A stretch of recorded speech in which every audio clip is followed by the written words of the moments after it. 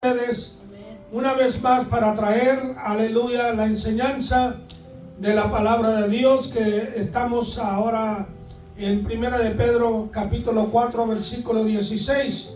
Quiero, antes de hablar de esto, hacer una observación, dos observaciones. Yo siempre he estado en la iglesia latina, siempre. Muy pocas veces he estado con las iglesias de habla inglés, ya sea morenos o ya sea blancos, ¿verdad?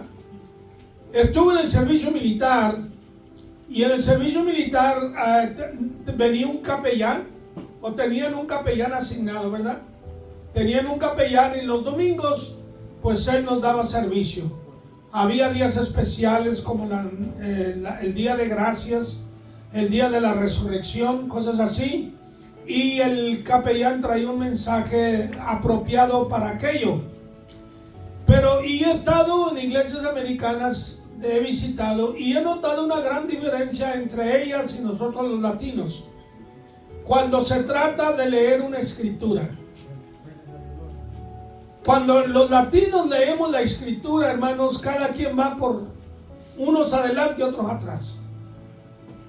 No he ido a una iglesia latina. Yo quisiera ir a una iglesia latina donde todos al unísono,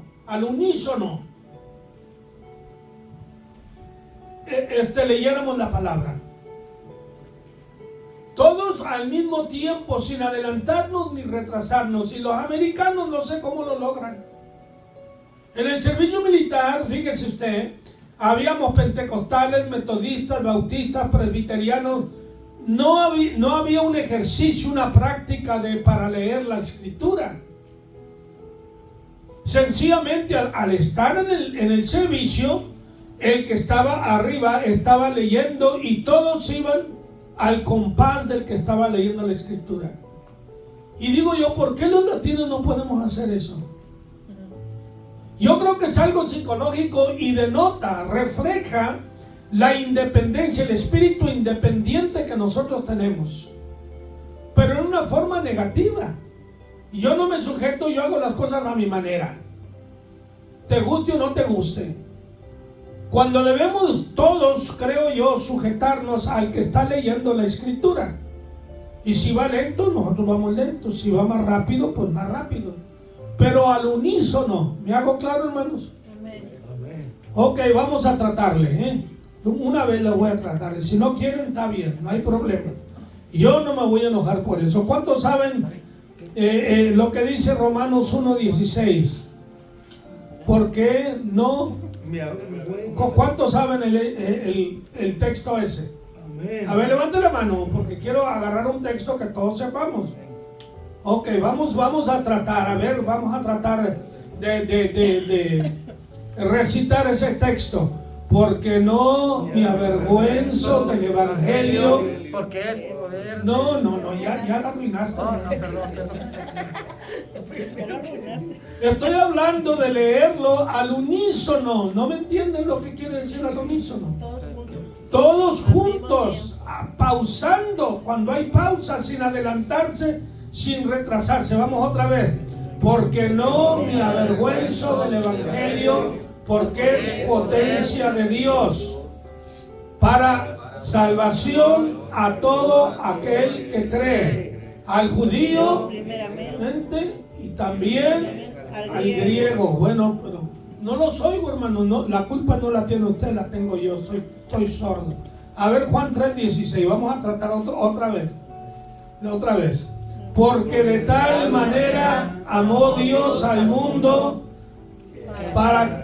que ha dado a su hijo. ¿Cómo? Que ha dado a su hijo. Quiero a ver si. Porque de tal manera amó Dios al mundo que ha dado a su hijo unigénito, para que todo aquel que en él crea, no dice cree. Es un continuo. No se salga de la gramática. Para que todo aquel que en él cree no se pierda, mas tenga vida eterna. No. Bueno, ya se ajustaron un poquito. Ve usted, bueno, esa es una cosa. La otra que quiero traerles es esto, hermanos. Prepárense porque vamos a atravesar tiempos muy difíciles, económicamente hablando. Quizá usted no pueda, usted que está aquí presente esta mañana o los que están escuchando por las redes sociales, percibir lo que les estoy diciendo. Pero va a haber un colapso económico muy fuerte en todo el mundo. China, por ejemplo, China es la segunda potencia económica del mundo después de Estados Unidos. Yo creí que Estados Unidos estaba retrasado en sus deudas porque el endeudamiento que tiene ahorita es como de 36 trillones de dólares. Pero China tiene un retraso de 60 trillones de dólares por lo menos. Y la gente, hermanos, todo se está colapsando. Todo está colapsando. El desempleo está aumentando, la gente está saliendo, yéndose a Indonesia, yéndose a Australia, yéndose a Europa, a otros lugares a trabajar porque no hay trabajo. Gente con títulos universitarios. Estoy hablándole de ahora, no del mes pasado, antepasado, el año pasado, la década pasada, no. Ahora mismo.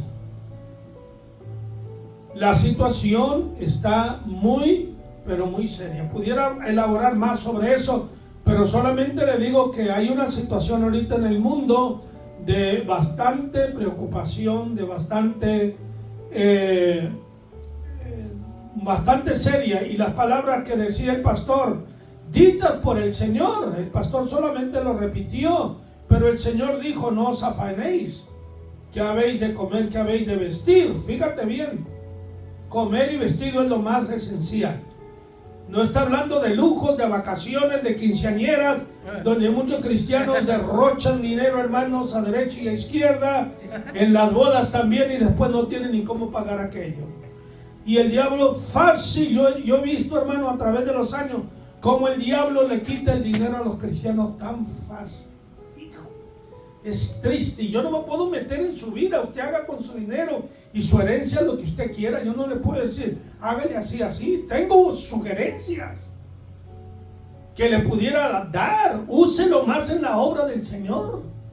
Reparta a los pobres, a los necesitados. Que el evangelio se difunda, que vea, que vaya. Pero yo he visto hermanos que ya están para morirse, en serio.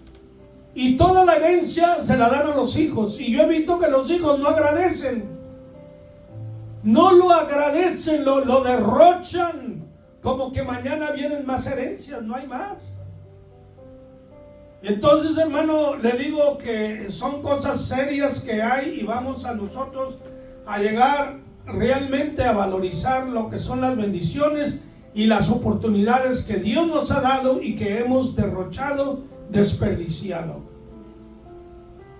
Por eso, hermanos, seamos prudentes con lo que Dios nos da. ¿Me está entendiendo? No porque tiene, voy a comprar y a endeudarme. No lo haga, mi hermano. Bueno, ya es muy tarde. Ya si se endeudó, pues a ver cómo le hace, ¿verdad? Yo no le voy a pagar su deuda, hermano. No. Yo he ayudado a muchos, hermanos, he ayudado pero para esas cosas no. Bueno, vamos a 1 Pedro capítulo 4, 1 Pedro 4:16. Vamos a titular esta enseñanza: padeciendo como cristiano, o cristianos en plural. Padeciendo como cristianos. ¿Quién dice que los cristianos deben de padecer? Porque hoy se está hablando que debemos de tener en abundancia todo. Bueno, cada quien va a ser probado y Dios va a llamarnos a cuentas a todo eso. Pero vamos a ver el versículo, como dice. A ver, ¿alguien lo lee, por favor? Versículo 16, 4:16, 1 Pedro. Pero si alguno padece como cristiano, no se avergüence, sino glorifique a Dios por ello. Pero si alguno padece como cristiano, no necesariamente todos los cristianos debemos de padecer en el mismo grado o continuamente 24 horas al día por 50, 60, 80 años que Dios nos dé de vida. No es lo que está sugiriendo. Está diciendo que cuando venga el momento, si es necesario, por la causa de Cristo. Por eso en los versículos anteriores dice que nadie padezca como ladrón, meterse en lo que no le importa, como chismoso. Ok, no, si usted padece por eso, hermanos, un hermano dice, según esto entró a una cantina que a testificar de Cristo. ¿Usted cree? Pues le dieron el hociquisti, hermanos. No fue a testificar de Cristo, fue a echarse unas, ¿verdad? Y le dieron, pues Dios no lo protegió. ¿Cómo lo iba a proteger? No vayas a padecer porque andas en malos pasos. Amén. La mujer le habla mal al hombre, el hombre no es inconverso, especial no, porque hay convertidos que también le dan a la mujer, ¿verdad? Y no deben, pero lo hacen. Pero a él tienes un esposo que no es convertido y te pones al tú y a tú y comienzas a insultarlo y a gritarle y a maldecirlo. No, hermanos, es echarle más leña al fuego, olvídate. Ni yo, que soy hombre, me atrevo a insultar a otro hombre. Ya cuando veo que está un poquito excitado, ahí lo dejo en paz. Pues el demonio, hermano, me da una revolcada. No, hay que saber, bueno, pero si usted provoca y provoca y provoca, oiga, hermano, vas a abrir la consecuencia. No diga que fue por la causa de Cristo, son mentiras. Ese no es por la causa, es por su carácter y su actitud. Amén. Aquí está hablando de que si alguno padece como cristiano.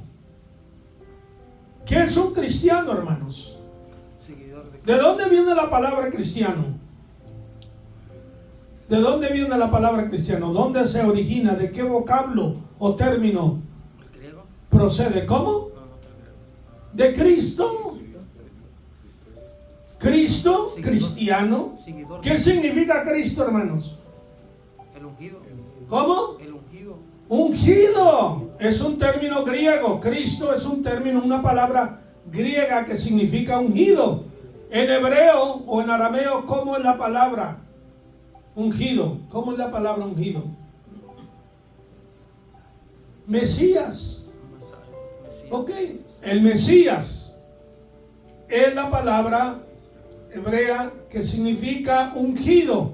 Y está hablando de la persona de Cristo con una unción, no como aquí ungimos con aceite, una unción muy especial que viene directamente del Padre. ¿Recuerdan cuando Jesús fue bautizado en agua por Juan el Bautista y descendió el Espíritu Santo sobre él como en forma corporal de una paloma, y se oyó una voz del cielo que dijo: este es mi Hijo amado, en quien mi alma toma contentamiento? Allí el Señor, hermanos, está siendo ungido por el Padre con una misión o para una misión muy especial, única y singular. Ok, ahora nosotros somos ¿qué? Seguidores. ¿Seguidores de quién? De Cristo. Usted sabe que la gente antes, los primeros creyentes, cuando, por ejemplo, los seguidores de Juan el Bautista se bautizaban en el nombre de Juan, se identificaban con Juan. Cuando leemos 1 Corintios, allí el primer capítulo, Pablo los llama de carnales porque unos se bautizaban siguiendo a Pablo, otros siguiendo a Bernabé, otros siguiendo a Cefas o Pedro, y otros siguiendo a Cristo. Así se bautizaban, se identificaban con el líder, el mentor, ¿verdad?, el que les enseñaba.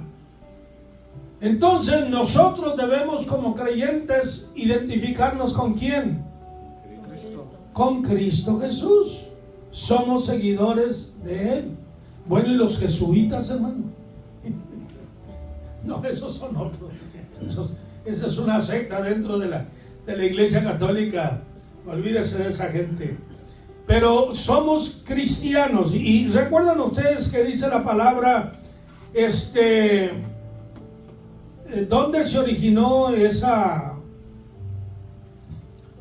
palabra?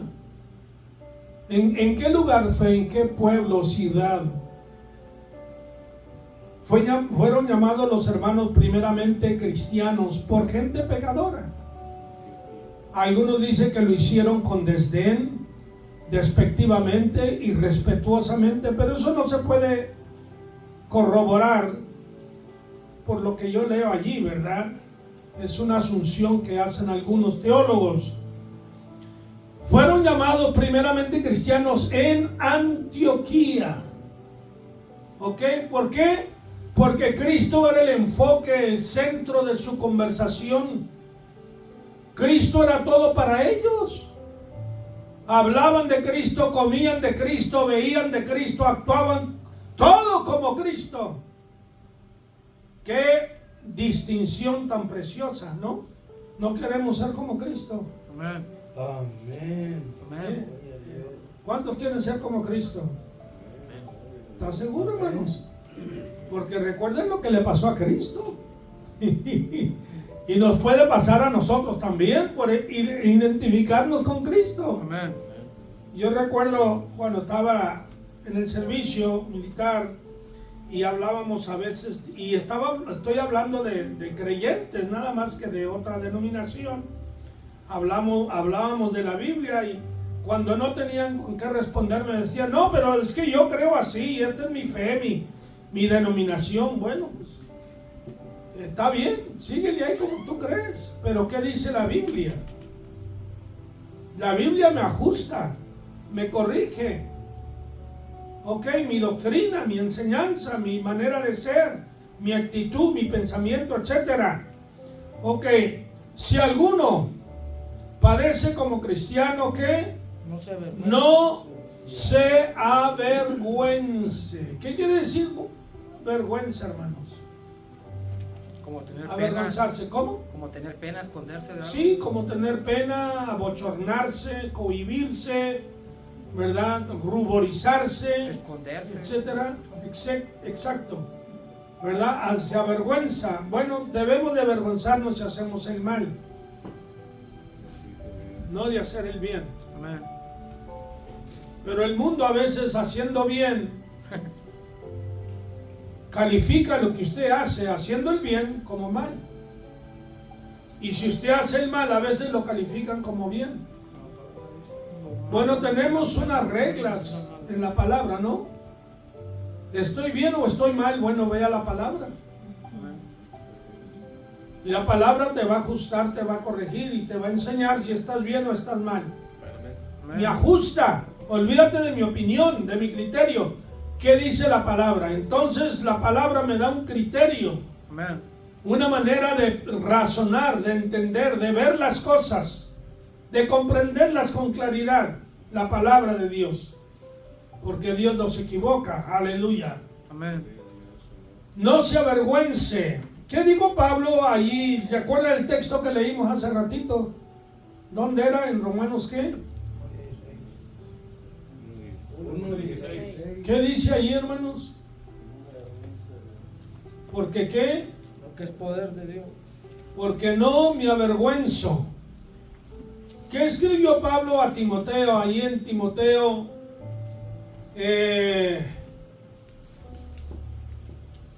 Timoteo capítulo segunda de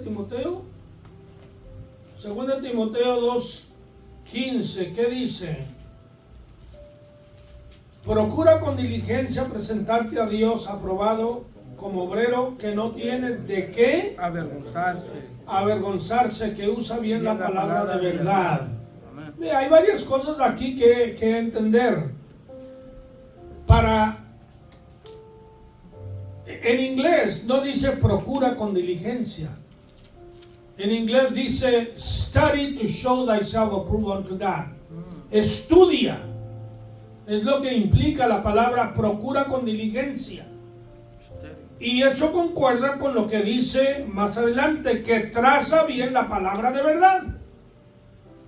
Ok, si vamos a estudiar, ¿cuántos creen que debemos estudiar la palabra, hermano? Amén.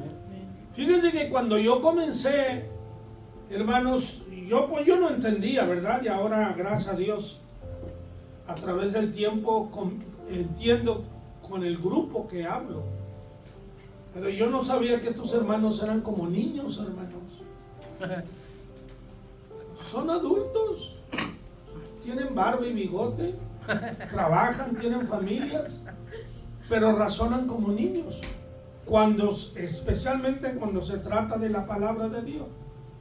Porque yo quería explicarles a ellos algo, oigan, se me tiraban encima todos, hermanos.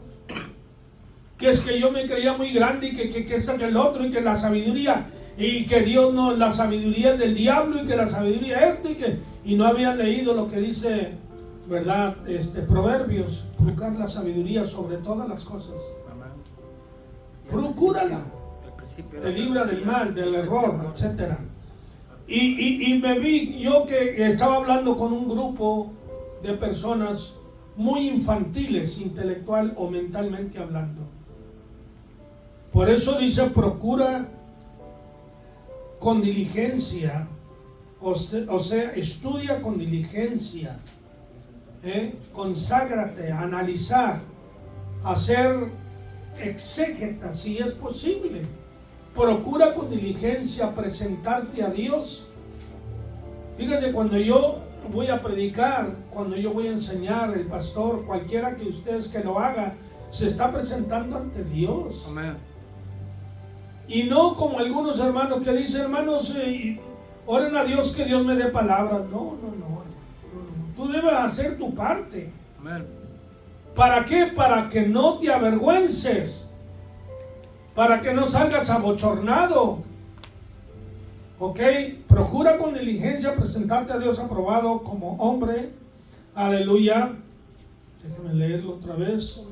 ¿2 qué era? 2:15. Ajá, aprobado como obrero que no tiene de qué avergonzarse, que usa o que traza bien la palabra de verdad. ¿Qué palabra? No mis opiniones o argumentos. La palabra de verdad. En ella no hay engaño, no hay mentira. Ella es la absoluta y única verdad absoluta. Gloria al nombre del Señor. ¿Hay algún comentario, hermanos? ¿Hay algún comentario? Pregunta, por favor. Aleluya. Yo tengo uno, hermano, mientras los demás piensan y comentan también, hermano. Aquí dice que ninguno, ¿verdad?, de nosotros pues se avergüence de lo que ha creído. Yo he mirado y he convivido con personas que se llaman cristianas, que les da pena orar en público en un restaurante por la comida, les da pena en sus trabajos identificarse como un cristiano, y son tímidos, tienen miedo, se ponen nerviosos cuando alguien les pregunta cuál es su religión, cuál es su creencia, y son como Nicodemo y José de Arimatea, son agentes de la secreta, como dicen por ahí, discípulos secretos que tienen miedo a que alguien se burle de ellos, porque si se identifican como cristianos, luego le van a decir, oh, tú eres uno de esos locos, aleluyas, ¿verdad? Y comienzan a humillarlos, a molestarlos, a criticarlos, a ofenderlos, o sea, en otras palabras, a ponerlos a prueba para ver si de verdad son lo que dicen que son. Entonces ellos, no solamente por pena y timidez, sino por miedo, por temor a que los ofendan, a que los molesten, a que se burlen, los humillen, prefieren mejor quedarse callados como una piedra, ¿verdad? Pero Jesús dijo, si ustedes, que se avergüenzan de mí, son como las piedras, entonces voy a hacer que se manifieste mi poder de otra manera. Eso lo hemos experimentado, hermano, en donde quiera que hemos ido nosotros, los verdaderos cristianos, que en la iglesia hay personas que predican y enseñan, que cantan y tocan y ministran, pero allá afuera les da pena identificarse como cristianos. creo yo que van por mal camino, porque no están siguiendo las pisadas de Jesús. Él nunca se avergonzó de hablar de la misión que él traía a este mundo.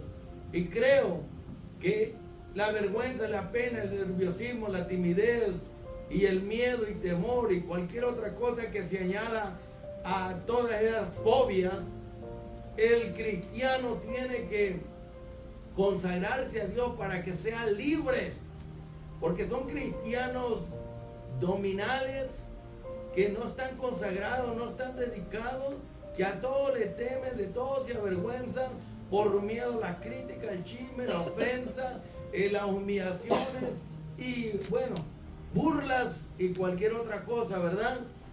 Pero realmente yo digo que ellos están conmovidos y convencidos, pero no están convertidos.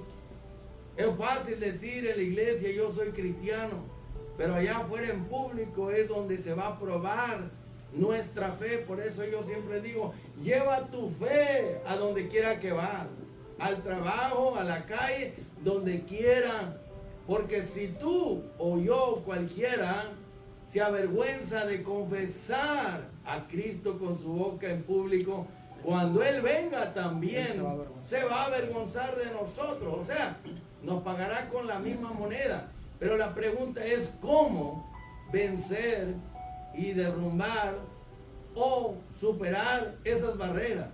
Esa es mi pregunta, maestro. Que nos diga cómo vencer la vergüenza, la pena, esas barreras, esos estorbos, esos impedimentos. Denos la clave para que todos oigan, no solamente aquí, sino por las redes sociales, cómo un cristiano puede vencer todas esas trabas, todas esas ataduras y ligaduras, todas esas barreras, impedimentos, para que pueda hablar en público de su fe. Gracias, hermano. Ahí está la pregunta.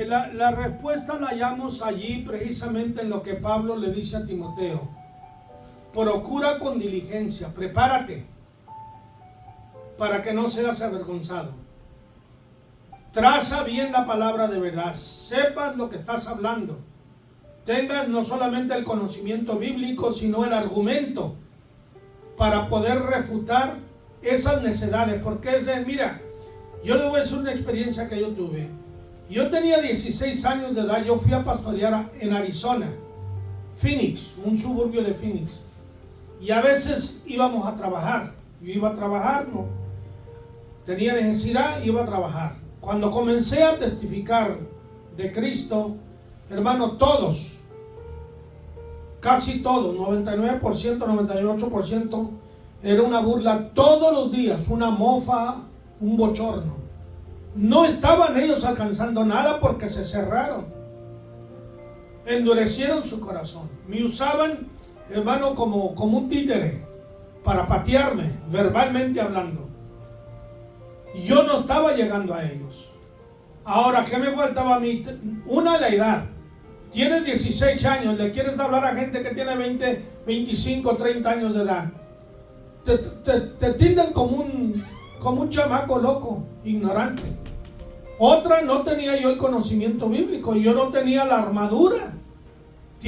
Porque conocer la palabra es una armadura. Pablo lo habla, ¿verdad? Yo no tenía la armadura, no tenía la experiencia, no tenía la madurez. Por fin me salí de allí, yo vi que no estaba aprovechando nada, no estaba llegando, yo quería llegar a ellos. Y psicológica y emocionalmente me afectó muchísimo. Yo no digo que eso estaba bien, pero creo que lo que preguntas, hermano, de cómo se puede vencer aquello, radica en el versículo que Pablo le dice a Timoteo. Procura con diligencia. Tienes argumento. Yo escucho, por ejemplo, en las redes sociales a un hermano, se llama Charlie Kirk. Yo no sabía que era predicador, es también predicador, pero tiene palabra para callar. Escucho a otros hermanos que van a las universidades. Si tú quieres ir a la universidad, van a hacer burla de ti porque tú no tienes el argumento. Si tú les dices, la Biblia dice eso, ellos dicen, yo no creo en la Biblia. Dime otra cosa, dame otra fuente de información. Ahí es donde la persona, he escuchado a catedráticos cristianos, tienen argumento, tienen filosofía. Conozco a uno que es un matemático y es un filósofo y es un teólogo. Pues hermano, yo no les llego a los talones a esos hombres. Con el argumento que tienen, con Biblia y sin Biblia, te los hacen pedazos. Científicos, psicólogos, médicos, los que sea, los callan rápido. ¡Qué bonito! Y no lo hacen ellos como para rebatir en una forma amarga a la persona que está preguntando, sino para contestar. Pero esta gente pregunta, algunos de ellos seriamente y otros hay burlones donde quiera. Y al burlón difícilmente lo vas a convencer, difícilmente. Él quiere hacer una payasada, él quiere exhibirse, él quiere ser el centro de la atención, cuando hay otros que están allí y quieren comprobar, aunque son unos analfabetas o semi-analfabetas, ellos se creen muy inteligentes. Ahora creo yo que yo tengo suficiente argumento para discutir con ellos. Ahora, yo he visto otra cosa, que hay hermanos que tienen una gracia, hermano, extraordinaria. Yo conocí a un hermano aquí, vivía en el Valle, pero venía aquí a Houston. Y conocí a un hermano en Nueva York, él era venezolano. Él había estudiado en la universidad, pero él no usaba sus estudios para refutar esto. Esa gente oraba por todos, hermano. Ese hermano que te digo de allá de Nueva York, él sí oraba por todos. A cualquiera que se encontraba, déjame orar por ti. Íbamos a juntas, fuimos a juntas, ¿verdad? Donde el gobierno tiene cientos, le llaman, son como vínculos. Tú eres una persona que representas a un grupo religioso, a un grupo laboral o lo que quiera. El gobierno quiere saber cuál es tu punto de vista, cómo el pueblo se siente. Ellos están allá en la Casa Blanca, ellos no saben, pero si tú quieres hablar algo, ellos te escuchan, porque tú reflejas lo que mucha gente siente o piensa, ¿ok? Y íbamos con ellos y vamos a orar. Lo primero que decía, tenía una libertad y una autoridad y no argumentaba, no presentaba, digamos, un argumento bíblico, sencillamente la habilidad que Dios le había dado para por todos orar este hombre. ¡Wow! ¡Qué bonito, hermanos! Bonito. Y este otro hermano que conocí aquí, él a los 15 años de edad andaba en los barcos, había conocido todo el mundo. En los barcos trabajaba, barcos que llevan productos y los llevan a China, Indonesia, África, donde quiera, a Sudamérica. Y él andaba allí, hermanos, ministrándoles a los marineros. Y cuando había una tormenta grande, porque ellos traen embarcaciones muy grandes, le llamaban a él que orara. Y comenzó a los 15 años de edad, murió a los 40, 42 años. Muy joven murió. Yo lo conocí a él personalmente aquí. Vivía en Lightford, Texas, que viene siendo pegado casi con Kingsville. Y me acuerdo de ese pueblito porque allí vivía un tío mío. Tienen una habilidad extraordinaria. Y debemos de testificarle a todos, no avergonzarnos, porque eso de avergonzarnos pues no debe ser así. Porque dice la Biblia que si alguien nos pregunta por esta salvación, debemos de responderle, ¿verdad? Pero qué bueno es, hermanos, armarnos de la palabra, ¿verdad? Conocer la palabra. Procura con diligencia, conságrate a aquello. Este es el tema principal de nuestra vida. Como cristianos, ¿qué va a ser el tema principal? En la Biblia, la palabra de Dios. Sobre otros libros que te gusta leer, estudiar, escuchar, lo que sea, la Biblia primeramente, ¿verdad? Para que tú tengas que responder cuando alguien... Ahora yo al burlón, hermano, le respondo en una forma respetuosa, pero hasta cierto grado, porque no vas a jugar conmigo ni con la palabra de Dios. Ok, eso no, yo no soy juguete tuyo, ni Ni Dios ni su palabra es así. Hazme una pregunta seria.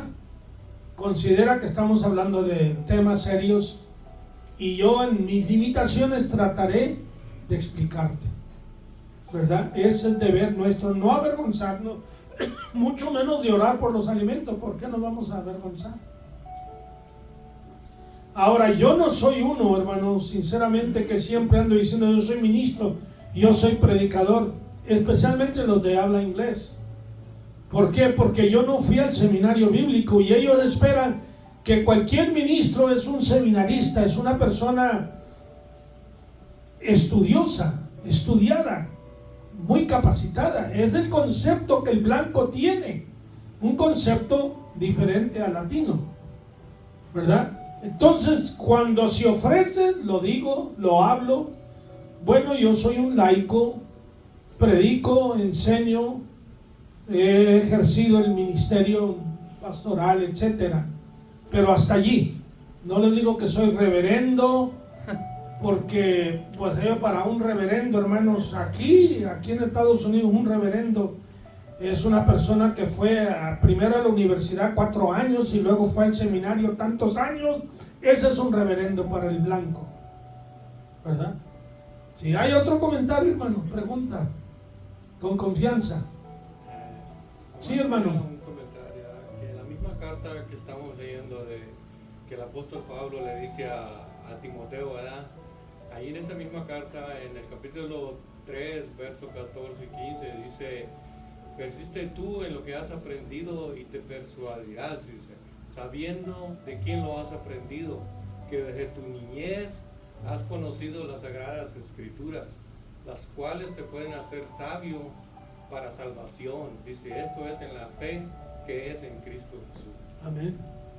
Corroborar ese camino, que aquí mismo está diciendo que la misma escritura te puede hacer sabio, o sea, persistiendo, leyéndola, buscándola, indagando, escudriñándola.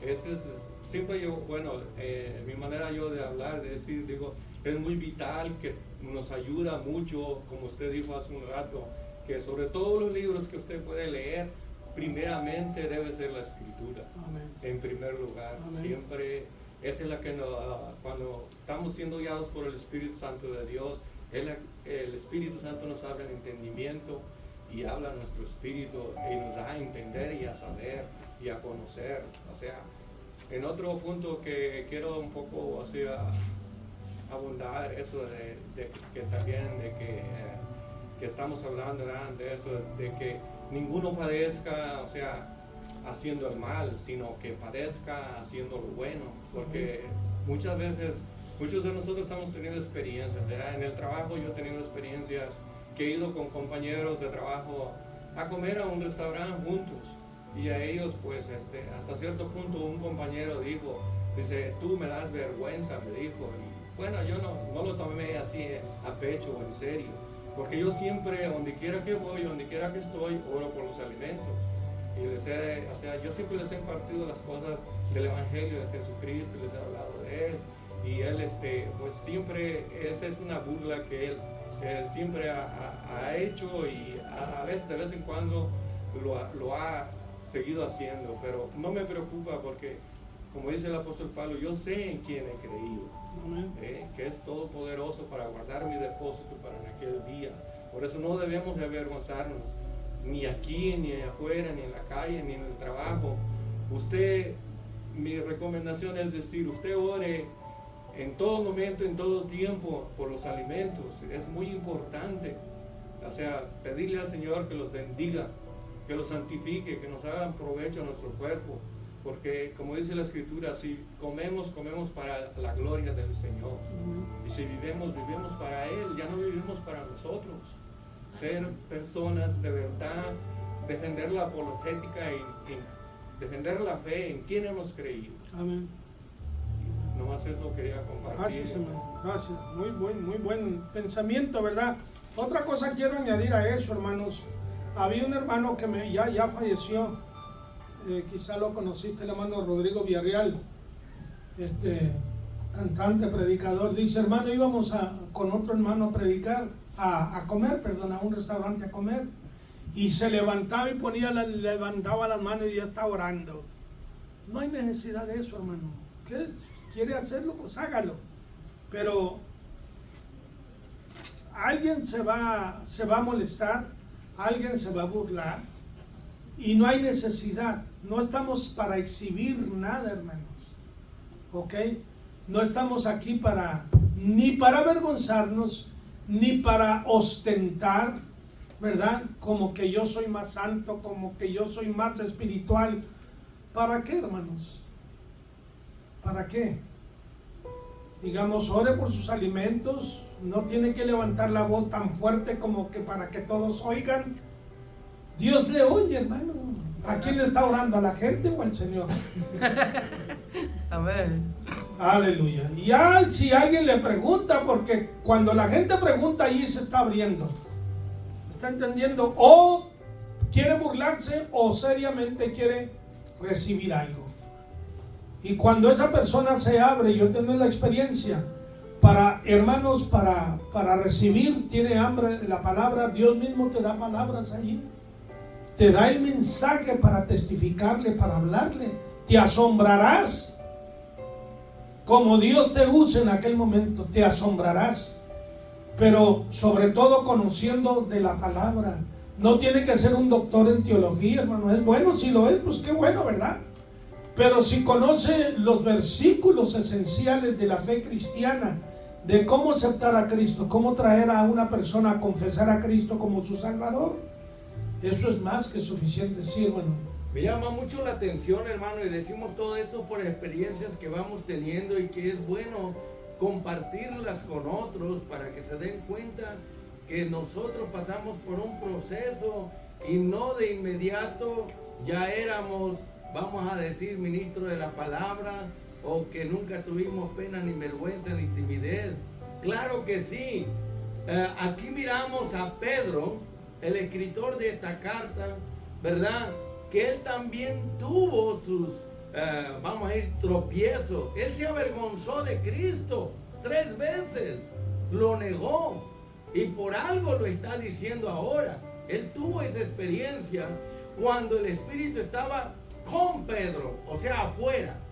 Pero desde el día de Pentecostés, hermano, cuando el Espíritu entró adentro de Pedro, le quitó la pena, la vergüenza, el temor, el miedo a todo, y comenzó a hablar la palabra bajo la unción del poder del Espíritu Santo, y 3,000 se convierten en el primer sermón, y esos fueron prédicas, sermones en público, hermano. Y ya en el segundo ya saben que fueron 5,000, tenemos 8,000. De un hombre que negó a Jesús 3 veces, que se avergonzó. Mas sin embargo ahora lo vemos acá lleno del Espíritu Santo, sin pena, sin pelo en la lengua, sin temor, sin miedo. Por eso yo siempre digo que para que se nos vaya el miedo, el temor y la vergüenza, es necesario consagrarnos a Dios, hermano, en ayuno y oración y estudio de la palabra, porque allí viene la unción del Espíritu, nos llena de su poder, nos quita la pena y la vergüenza y todo tipo de miedo y de temor. Yo lo digo por experiencia. Yo también era tímido, era de pocas palabras, me ponía nervioso, tenía mucho miedo, mucho temor al qué va a decir la gente, cuál va a ser su reacción, si saben que yo soy cristiano. Pero saben, el Espíritu Santo me impulsó a buscar a Dios y busqué la llenura del Espíritu Santo, su poder, su unción. Comencé a ayunar y a orar y a estudiar la palabra.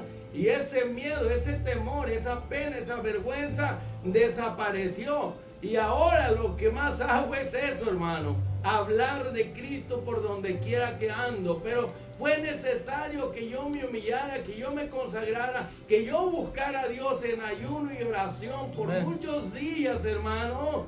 Y estudiara la palabra y la memorizara. Por eso siempre digo, hermano y hermana que tienes pena y vergüenza, tú que nos estás escuchando en las redes sociales, que ya tienes 5, 10, 30 años y todavía no te has ganado alma para Cristo, porque te da pena, te da vergüenza hablar de Cristo, eres tímida o te pones nervioso, nerviosa, o tienes miedo al qué dirán o cuál va a ser la reacción de la gente. Mira, comienza a orar y ayunar, consagra tu vida al Señor y pide la llenura del Espíritu Santo, porque Dios no nos ha dado un espíritu de cobardía, de miedo, de temor, de vergüenza, sino el Espíritu Santo que nos da valentía, amor y dominio propio.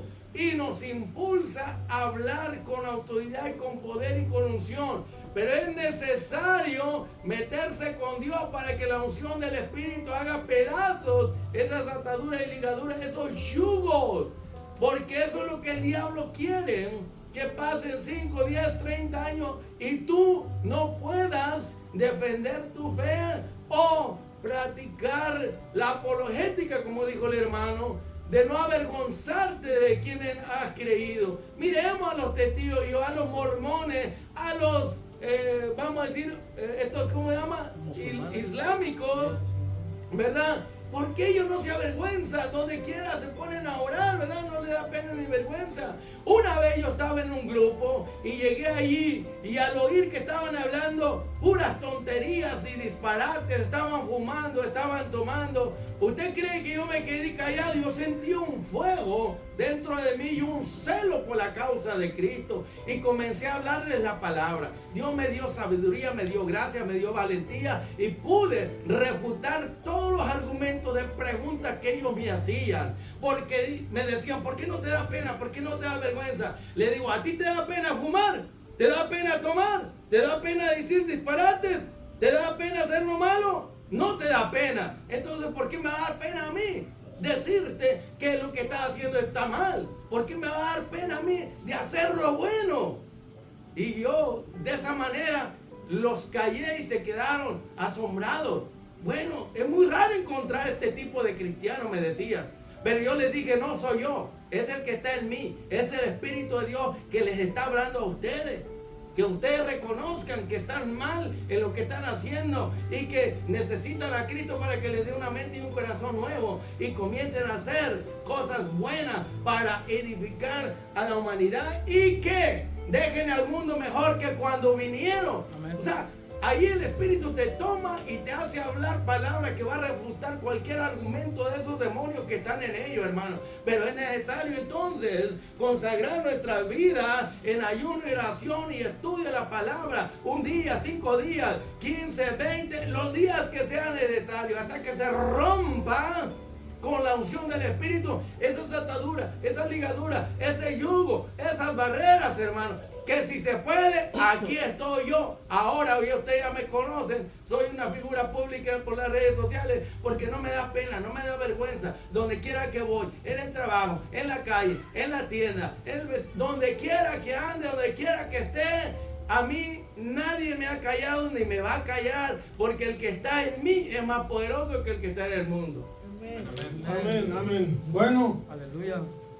Hablando allá en el libro de Hebreos capítulo 11, creo que versículo 16 por allí, hablando de los héroes de la fe, que entre tantas pruebas, persecuciones, encarcelamientos, burlas, bochornos, insultos, etcétera, prevalecieron.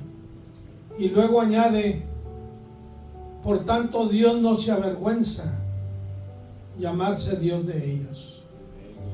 O sea, Dios con orgullo puede exhibir como lo hizo con Job. Dios retó al diablo. ¿Has considerado a mi siervo Job? O sea, él me representa ya. Y Dios no tuvo temor de decir, este hombre puede aguantar lo que venga. Lo que venga a su vida, él no me va a negar. Él no se va a retraer de lo que ha confesado mi nombre. Él va a seguir creyendo. Y recordemos que Job todavía no había venido el Espíritu Santo en el tiempo de él, ni estaba la ley de Moisés. No tenía las herramientas que nosotros tenemos ahora, ¿verdad? Y sin embargo, el hombre, hasta el día de hoy, Job está testificando, ¿no? Hasta el día de hoy, Dios está testificando al mundo y a la iglesia.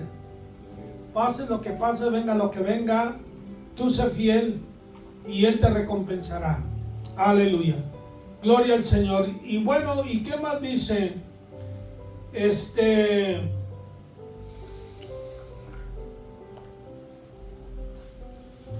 Si sois vituperados, estamos en 16. Estamos en el 17, hermano. Vamos.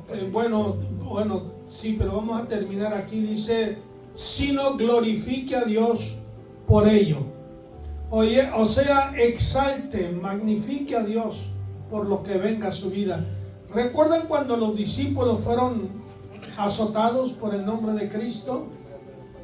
Y ellos con no un orgullo de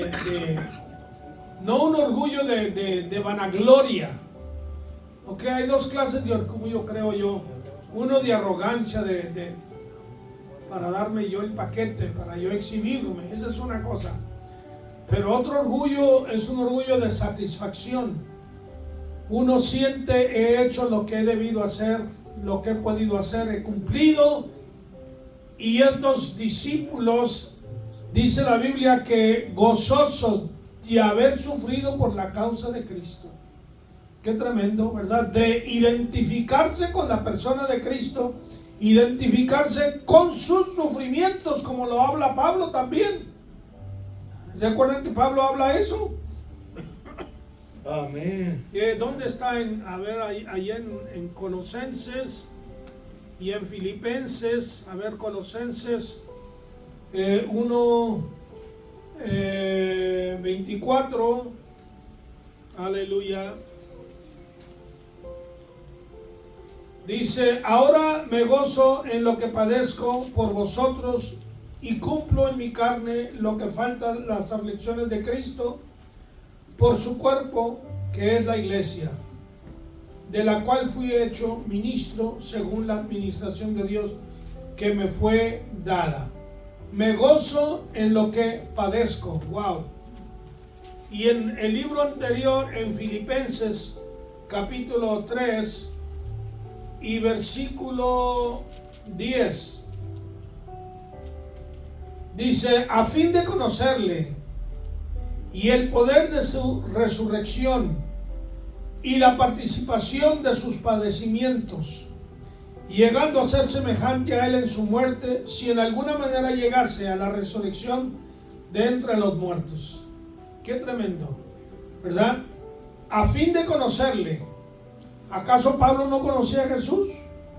Él lo dice, Jesús se me reveló. Le conocía como su Salvador, como su sanador, pero ahora quiere conocerle en persona.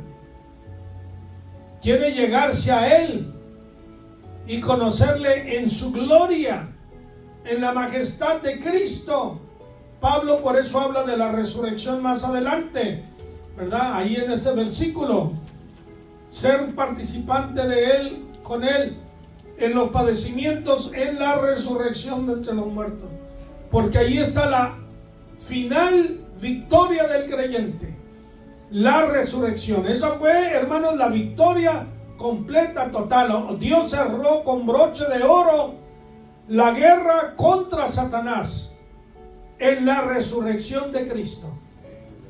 Y la resurrección nuestra, porque mientras estamos en este cuerpo estamos muy limitados, ¿verdad? Tenemos victoria, somos salvos, pero estamos limitados. Pero la resurrección nuestra, ¿verdad?, equivaldrá a la resurrección de Cristo en el sentido que participaremos juntamente con Él de su gloria, de su grandeza, de conocerle, de verle. Aleluya.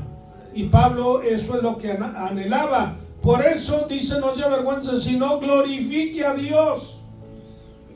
A veces nos quejamos en vez de glorificarle. Recuerdo yo iba para el Valle, para México creo iba, pero me paré en la ciudad de Corpus. Está como 200 millas de aquí, ¿verdad? Está Corpus. Me paré ahí a la casa de un pastor. Ellos no sabían lo que estaba pasando. Yo acababa de perder mi casa. Y fue muy duro, hermanos, una experiencia, no solo la experiencia esa, después de eso, Padre Santo, ni para qué contarles. Fue una situación muy difícil. Gloria a Cristo.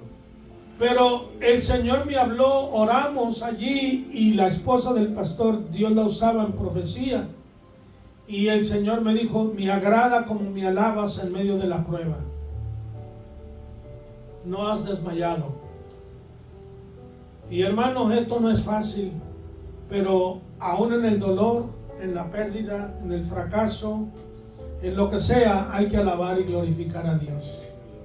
Amén. Él hará lo que Él quiera hacer después.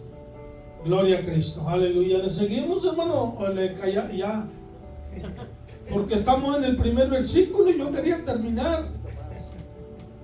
Bueno, vamos a ver si podemos ir un poquito más allá. Aleluya. Dice, ok, el 17, porque es tiempo de que el juicio comience por la casa de Dios. Y si primero comienza por nosotros, ¿cuál será el fin de aquellos que no obedecen al Evangelio de Dios? El juicio del que está hablando aquí, no está hablando el juicio que va a hacer Cristo con la iglesia, donde habla, creo es en 2 Corintios 5:10, ¿no? Donde dice que es menester que todos nosotros, ahí Pablo incluye, no está hablando de los pecadores van a ir ante el gran trono blanco de Dios. Eso es otra cosa muy diferente. Allí lo que habla Pablo en 2 Corintios 5:10 está hablando de la iglesia, de los creyentes. Es menester con todo, que todos parezcamos ante el tribunal de Cristo para que cada uno reciba según lo que hubiere hecho por medio del cuerpo, sea bueno, sea malo. Aquí lo que está hablando, hermanos, que el juicio comienza por la casa de Dios, es la corrección, la rectificación que Dios hace con nosotros a diario, tratando de meternos en el camino completamente sin que para allá se salga un pie, una mano, una oreja. No, que todos estemos, todo el cuerpo, alma, cuerpo, mente, espíritu, todo esté consagrado, dedicado al Señor. Y cuando la carne nos quiere arrastrar, cuando nuestra actitud, cuando nuestro temperamento nos quiera sacar del camino de Dios. ¿Cuántos tienen un temperamento más o menos, a ver, humilde y manso y paciente? A ver, todos ustedes lo tienen como yo. Entonces necesitan mucha corrección. Aleluya. Oiga, el Señor ha tratado conmigo, hermano. Créamelo, y está tratando. No crea que he llegado donde debo de llegar. Todavía no he llegado. Yo admiro a muchos hermanos mucho más jóvenes que yo, que no, ya me rebasaron 10,000 millas, hermano. Dije, Señor, me quedé atrás. Yo creía que yo estaba haciendo todo lo que podía. Y mira, el Señor no ha avanzado. Así me considero yo, ¿verdad? Que me falta mucho, pero el juicio tiene que comenzar por la casa de Dios. ¿Y quién es el que juzga?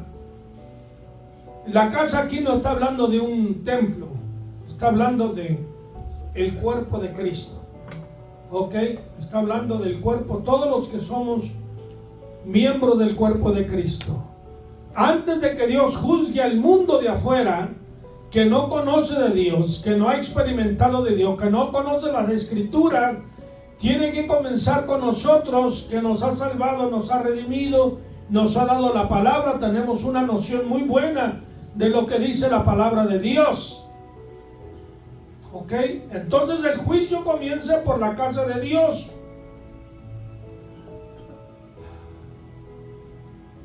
Miren, hermanos, perdonen que a veces repito una cosa. Dios va a tratar con la iglesia aquí en Estados Unidos, en Sudamérica, en Centroamérica, en todo el mundo. Yendo a las redes sociales, aparecen ahí unas imágenes de algunas pastoras, mujeres pastoras, cómo se visten en la plataforma. No digo cuando van a compras, que también eso es malo. No, estoy hablando cuando entran al templo y ministran y predican y enseñan. Hagan de cuenta, hermanos, que está viendo usted una prostituta. No más, no menos. Pastoras de congregaciones grandes. ¿Usted cree que Dios va a tolerar eso para siempre? ¿Por qué? Porque que se vistieran así, que fueran así, es una cosa. Pero cuando está representando a Dios y a su palabra es otra cosa. Y cuando está dando ocasión para que hombres te codicien, bueno, aquellas que tienen buen cuerpo, otras que no, olvídate. Nadie les va a codiciar, ¿verdad? Pero las que provocan tentación, hermano, olvídate. Dios va a juzgar eso, hermano. Pastores, hermanos, aquí vino uno, yo no lo conocía. Y yo lo recomendé con un pastor, hablé de él y yo no sabía nada, hermano. Me dio vergüenza, me dio bochorno después del servicio, le dije. Y le dije a la persona que me lo recomendó, jamás me vuelvas a traer a ese pagano, que yo lo lleve a esta iglesia aquí a vaya a predicar. Un hombre lascivo, totalmente lascivo, hermanos, concupiscente hasta las orejas, malvado, perverso, adúltero. Y se dice que es creyente. Tenía hasta un puesto en el grupo ministerial de la Asamblea de Dios allá en Venezuela. Estoy hablando de cosas que yo vi, no que me contaron, que leí, no. De cosas que uno ve, que uno palpa, que uno conoce. Y por eso uno habla de la manera que habla, porque es algo escandaloso. Y Dios nos va a juzgar, hermano. Dios me va a juzgar a mí. Si yo hablo verdad o hablo mentira, por cada palabra que yo hable, Dios me va a juzgar. Dios va a juzgar a los pastores que no quieren que otros vengan a predicar a una iglesia, porque tienen miedo que ese predicador vaya a decir una verdad que ofenda a alguien. Ahora no estamos aquí para ofender, pero si tú te ofendes por la verdad, oféndete, yo no te la puedo ocultar. Cada vez que hablamos de Cristo, a alguien no le va a parecer bien. ¿Es verdad o no es verdad? Sea creyente o sea no creyente, alguien se va a ofender. ¿Qué vas a hacer tú? ¿Decirle una mentira? Si tú estás hablando de Cristo, tú eres responsable de hablar la verdad. Le preguntaron a uno, ¿verdad?, en la televisión. Y eran musulmanes. Oye, y yo me voy a ir al infierno porque no creo como tú. Yo no creo en Cristo, yo creo en Mahoma. ¿Qué les vas a decir? ¿Le vas a decir lo que dice Joel Osteen? En ese territorio yo no me meto. Yo no juzgo. Pues tú no estás juzgando. La Biblia claramente dice, Jesús dijo, yo soy el camino, la verdad y la vida. Nadie va al Padre sino por mí. No es por el Papa, ni por la Virgen, ni por los santos, ni por Mahoma, ni por nadie. Es por Cristo Jesús. Esa es la verdad absoluta y única. ¿Te ofende eso? I'm sorry. Yo no quiero que Dios me juzgue porque tú haces una pregunta y yo te digo una mentira por no ofenderte y tú te pierdes. Yo casi no predico sobre esto. En la iglesia muy poco toco esos temas, ¿verdad? Pero esa vez sentí hablar algunos puntos doctrinales de la iglesia católica. Y después un hermano dijo, hermano, aquí hay católicos. Pues una joven que estaba allí dijo, oiga, esas cosas yo no sabía. Yo no las sabía, estaba admirada, no estaba ofendida. Había recibido la verdad, ¿me estás entendiendo, hermano? Si 10, 20 la rechazan, que la rechacen. Si un alma se salva, gloria a Dios por ello. Porque oyó la verdad, sus ojos espirituales fueron abiertos. Salió de la mentira, del engaño. Aleluya. Bendito Dios, aleluya. Dice, y si primero comienza por nosotros el juicio de Dios, el juicio no es para condenarnos, para corregirnos. Claro, te vas a condenar si no te corriges. Eso sí es verdad. Si primero comienza por nosotros, ¿cuál será el fin de aquellos que no obedecen al Evangelio de Dios? ¿Cuál será? ¿Qué crees que les espera? Cuando leemos, por ejemplo, allá en Romanos capítulo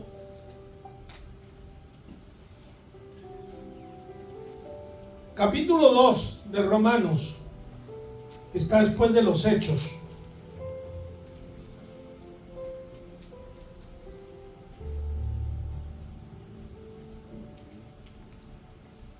Dice así: por lo cual eres inexcusable, hombre, quien quiera que seas tú, quien sea, no importa, que juzgas, pues en lo que juzgas a otro te condenas a ti mismo, porque tú que juzgas haces lo mismo. Mas sabemos que el juicio de Dios contra los que practican tales cosas es según verdad. Y piensas esto, oh hombre, tú que juzgas a los que tal hacen y haces lo mismo, que tú escaparás del juicio de Dios. A Bukele lo están condenando porque está tratando de erradicar el mal. ¿Que vas a dejar 100 perros rabiosos que anden por la calle mordiendo a la gente y matando niños sueltos? Ay, porque estás violando sus derechos humanos. Bueno, ¿y la gente que no está haciendo el mal no tiene derechos humanos? Amén. ¿La gente decente, trabajadora, no tiene derechos? Pues es lo mismo, el mismo principio se aplica aquí. Tú juzgas a otro, te estás condenando a ti mismo. ¿Escapas acaso el juicio de Dios? La palabra dice que Dios no dará al pecador por inocente, hermano. El mal es mal, si yo lo hago es mal. ¿Cómo lo vas a justificar? Si soy ladrón, eso está mal. Si soy mentiroso, eso está mal. Y luego dice, o menosprecia las riquezas de su benignidad y paciencia. O sea, Dios ricamente ha tenido paciencia contigo, te ha tolerado, te ha sobrellevado, no te ha castigado, no te ha condenado todavía. Y longanimidad, ignorando que su benignidad te guía al arrepentimiento.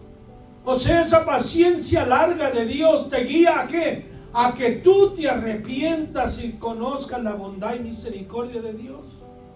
Amén. En vez de que sigas prolongando tu pecado y tu maldad, arrepiéntate de ello. Amén. A veces yo me pregunto, y yo creo que todos nos preguntamos, pero ¿por qué el pecador vive hasta 100 años? Y hay creyentes que a los 20 años se los lleva el Señor, pues ya están preparados, ya se los llevó Cristo. ¿Quién eres tú para juzgar a Dios? ¿Quién soy yo para juzgar a Dios? Si a los 20, 25, 30 años de edad Cristo se lo quiso llevar, ya está seguro con Cristo, eso es lo más grande. Al fin y al cabo que aquí ninguno somos eternos. Amén. Y aquel que Dios le dio 100 años de vida porque Dios lo ama, aún en su pecado Dios lo ama y quiere que se arrepienta. Posiblemente un día, hermanos, la palabra la reciba, no que no haya llegado a sus oídos, sencillamente no la ha recibido ni la ha aplicado a su vida. Esas cosas se las tenemos que dejar a Dios y no tratar de entrometernos en los asuntos de Dios, hermanos. Ok, Él sabe por qué hace las cosas. Dice, pero por tu dureza y por tu corazón no arrepentido.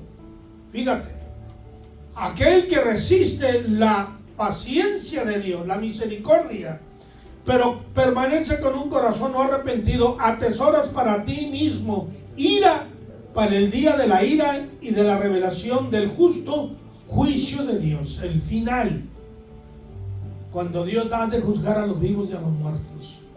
Esta gente con la cual Dios tuvo tanta paciencia y tanta misericordia y les dio tantas oportunidades y los dejó tener riquezas para que vieran la bondad, la misericordia de Dios, mientras creyentes que están sirviendo a Cristo están sufriendo escasez y limitación y a veces dolor y enfermedad y a veces perdieron un hijo, una hija, etcétera, pero son fieles a Cristo a pesar de ello. Y tú que no has sufrido nada, que has tenido todo, ¿no ves la misericordia y la bondad de Dios? ¿Y qué dice la Biblia? Atesoras para ti mismo. Aleluya. Gloria a Jesús. Bueno, vamos a ver si terminamos. Perdón, hermano. ¿Cuál será el fin de aquellos que no obedecen al Evangelio de Dios? Ya lo leímos ahí en Romanos, ¿verdad? Si el justo con dificultad se salva, ¿en dónde aparecerá el impío y el pecador? ¿Alguien quiere disertar sobre qué quiere decir esto? Si el justo con dificultad se salva. Yo tengo un argumento, pero digo, si hay alguien que quiera hablar algo sobre ello. Yo tengo una pregunta, hermano. Sí, mi hermano. ¿Cómo se identifican los justos, los impíos y los pecadores? ¿Cómo se identifican? se califican? Se identifican, pues, ¿cómo saber en qué posición está cada quien y qué recompensa van a recibir? ¿Qué van a recibir? Bueno, los justos ya sabemos, los que han sido justificados por la fe en Jesucristo, tienen vida eterna. El pecador, el impío, tiene condenación eterna. ¿Ellos son diferentes o son lo mismo? Pues algunos dicen que el impío es aquel que una vez conoció al Señor y luego se recayó. No sé que eso sea así, ¿es, pastor? Bueno, mire, hermano, hay una diferencia entre los tres. El justo es aquel que practica la justicia. Si se trata del Antiguo Testamento, los observadores estrictos de la ley de Moisés. Si se trata del Nuevo Testamento, entonces el justo es el que ha sido cristiano o ha sido justificado porque cree en la justicia de Cristo. Porque en Ezequiel capítulo 3 habla de la justicia que viene por la ley en el Antiguo Testamento. Pero aquí Pedro está hablando del justo en el Nuevo Testamento, que es justificado por creer en Jesucristo. O sea que al creer en Cristo, la justicia de Cristo lo cubre como un manto y lo declara libre de la culpa del pecado. Ok, ese es el justo. Yo soy justo. El que cree en Cristo y depende de Él es justo. Ok, ahora, el impío es como los hijos de Eli, que tienen conocimiento de Dios y que ministran en el altar del Señor, pero se mueven en dos aguas. Son los que mezclan lo bueno con lo malo, que ellos se gozan en el espíritu un rato en la iglesia, pero luego salen y se van a gozar en la carne. Ese es un impío que conoce las cosas de Dios y las mezcla, tanto sirve a Dios como al diablo. Ese es el impío, hermano. Ahora, el pecador es aquel que no ha conocido a Cristo, que no se ha convertido, que vive en su maldad, en su pecado, que no ha sido regenerado. El pecador no es impío, el pecador no es justo. Entonces tenemos tres tipos de personas ahí, tenemos que hacer esa diferencia. Por eso he tomado Ezequiel capítulo 3 y también 1 Samuel capítulo 3, que los hijos de Eli eran impíos, pero eran sacerdotes, hermanos. Estaban ministrando en el altar, conocían la palabra de Dios, mas sin embargo se metían con las mujeres que llegaban ahí a limpiar el templo y que también ministraban. De ese tipo de gente, ellos son los impíos que se mueven en dos aguas. En otras palabras, el impío es el tibio, hermano, que conoce la cosa de Dios y sirve a Dios y sirve al diablo. Vive en la carne un rato y otro rato vive en el espíritu. Mezclan lo bueno con lo malo. Es un profano. El impío es un profano, un corrompido que piensa que puede hacer lo bueno y lo malo, y Dios aún así no lo va a juzgar. Pero ya que estamos hablando de estos tres tipos de personas, hermano, entendamos que el justo no es pecador, el impío no es pecador. El pecador es el que no ha sido regenerado ni transformado, que no ha nacido de nuevo, que no tiene a Cristo. Yo creo que quedó claro, hermano. Ahora, si regresamos a donde estábamos, hermano, disculpe, verdad que me alargue un poco. Estábamos hablando del sufrimiento de los cristianos, hermano. Todos tenemos por naturaleza un falso concepto de lo que es el sufrimiento. Ya sabemos que a causa del pecado hay sufrimiento en el mundo. Pero ¿por qué Dios va a usar el método, por así decirlo, del sufrimiento como una herramienta para redimirlo? En el caso de Cristo, ¿verdad? Que esa era la voluntad de Dios según Isaías capítulo 53. Que el Hijo de Dios tenía que sufrir para poder redimir. Y nosotros con dificultad nos vamos a salvar porque no es fácil sufrir. Pero tenemos un falso concepto del sufrimiento que viene de Dios, como en el caso de Job. Él, aunque no lo entendía, lo soportó y al final Dios lo recompensó. Quiere decir que Dios permite el sufrimiento para formar en nosotros la imagen, el carácter de Cristo. Permite el sufrimiento para humillar nuestra soberbia, nuestro orgullo. Permite el sufrimiento para que lo busquemos. Hay bendiciones que nos vienen por medio del sufrimiento. Tenemos a Cristo por su sufrimiento. ¿Qué pasó? Millones van a ser redimidos. Por el sufrimiento del cristiano, hermano, uno como cristiano, el sufrimiento nos hace pensar, reflexionar, meditar. El sufrimiento nos lleva a corregirnos, a enderezarnos, a ponernos en paz con Dios y a mejorar, hermano. Es el sufrimiento una herramienta que Dios usa, un medio para que nosotros nos humillemos, lo busquemos, para que nosotros nos corrijamos. Dice en Hebreos capítulo 12, bien claro, ¿verdad? Que aquel que Dios no corrige es porque no lo ama, es un bastardo, no ha nacido de nuevo, no es su hijo.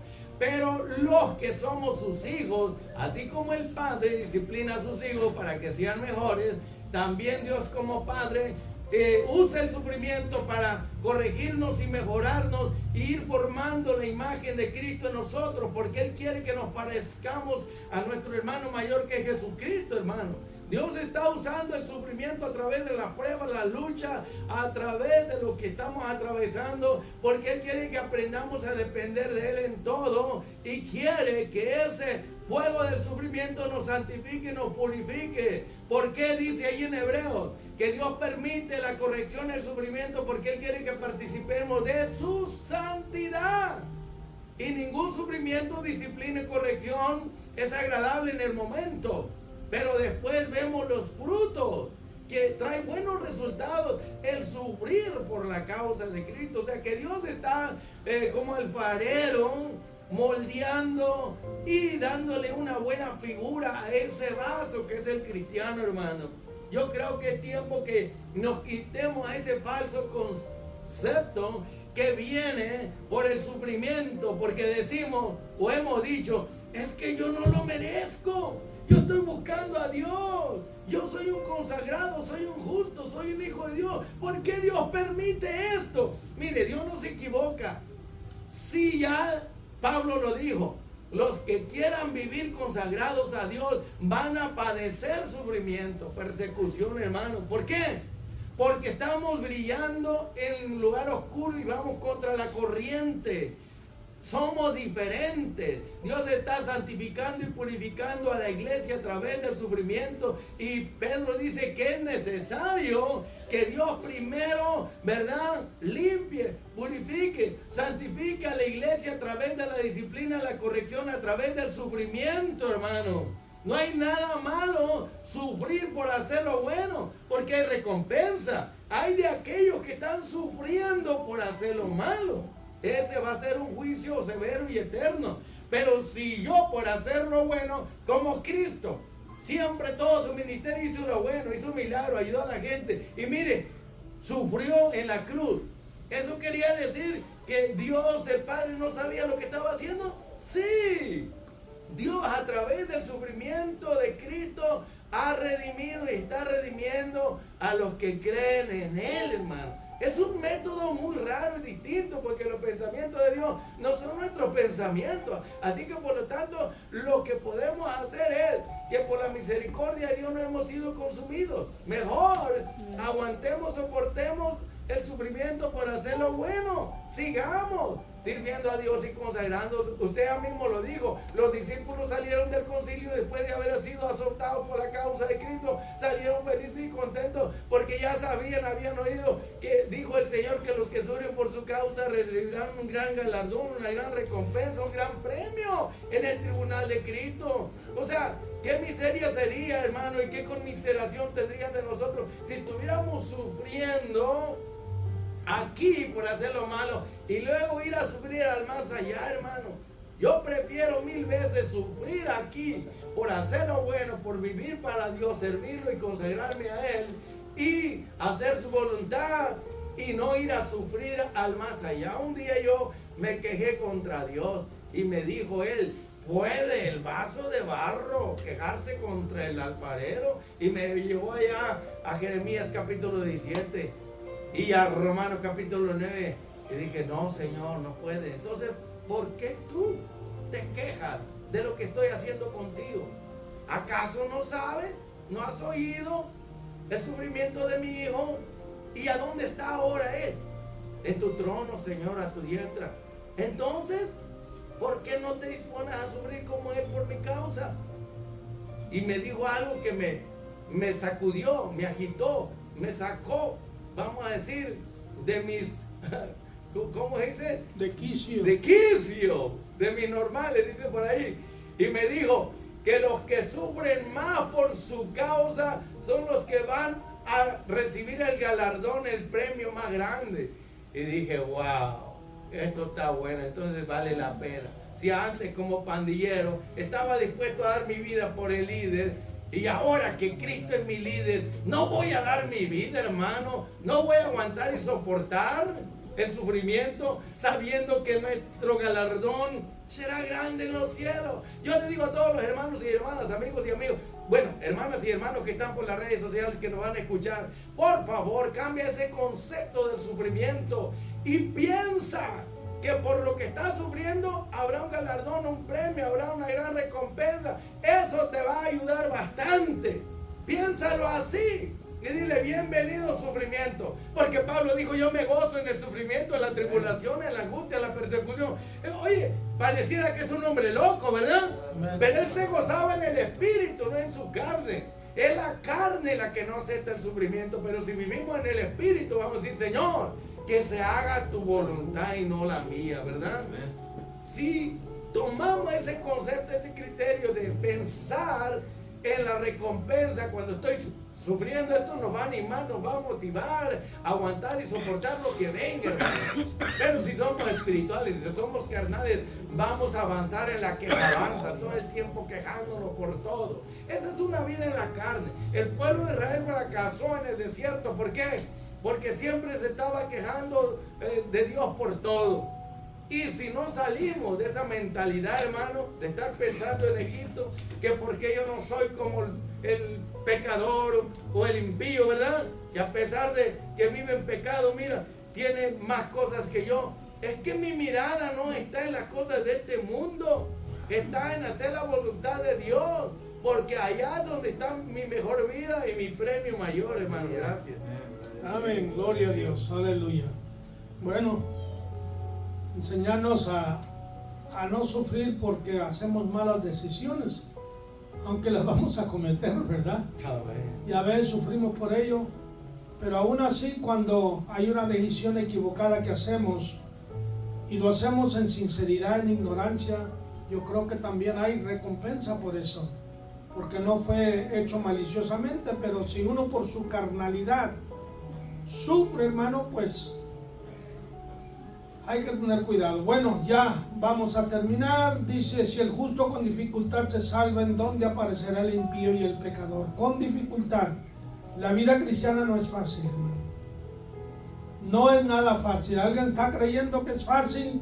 Por eso Jesús dijo, ¿verdad? El que va a hacer una torre, cuente primero los costos y no sea que quede a mediación la torre por lo que está construyendo y a otros se burlen.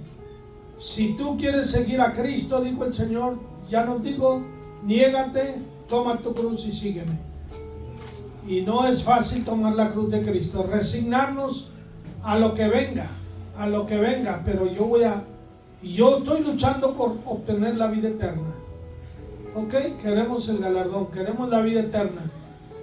Y el Señor no falla, de modo que los que padecen según la voluntad de Dios Fíjense, según la voluntad de Dios, encomienden sus almas al fiel Creador y hagan el bien. Esto de la voluntad de Dios, tenemos que entender que si estoy sufriendo es por la causa de Cristo, porque es su voluntad. Ok, no porque es tu capricho que yo esté contigo y tenga que tolerarte siempre sin tener que tolerarte. Ya sea un trabajo y ahí me hacen la vida de cuadritos y si yo no quiero sufrir aquello, no quiero tolerar aquello, no tengo que aguantarlo. O en un matrimonio donde el hombre le hace la vida de infierno a la mujer o viceversa, ¿verdad? Es otra cosa, hermanos, porque bueno, ya es otro tema, no quiero entrar en mucho, pero concretemos a lo que dice los que padecen según la voluntad de Dios. Yo estoy dentro de la voluntad de Dios sirviéndole a Cristo, y si en el proceso de servir, de amar a Cristo, vienen cosas a mi vida que no esperaba, que no invité, lo sufro por la causa de Cristo. Dios les bendiga, mis hermanos. Dios les guarde a todos. Gracias por su tiempo. Dios bendiga a todos los que llegaron.